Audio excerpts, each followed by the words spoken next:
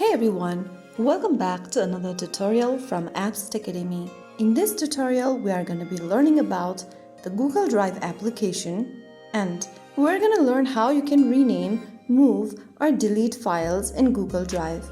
So in order to do that, first of all, launch open the Google Drive application on your device. Once you're inside the home page of Google Drive, after logging in with your Google account's credentials, from the home page, go ahead and find the file or a folder you want to rename, move or delete. Once you find the file or the folder, tap on the three dot right next to the file or a folder, and then in the pop-up at the bottom, you can go ahead and rename, move or delete the file. To rename the file, select Rename. Now enter a new name for your file. Now once done, click on Rename. You will then be able to rename the file or a folder.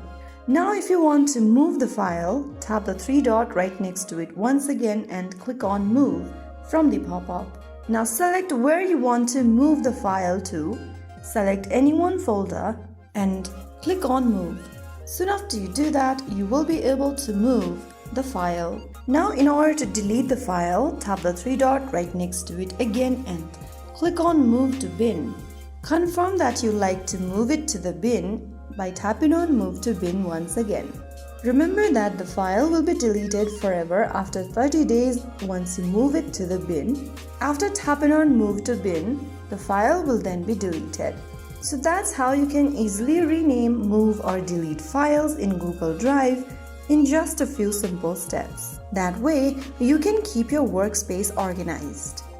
If you found the video helpful, don't forget to like, share and subscribe to the channel. I will see you again in the next video. Thank you for watching.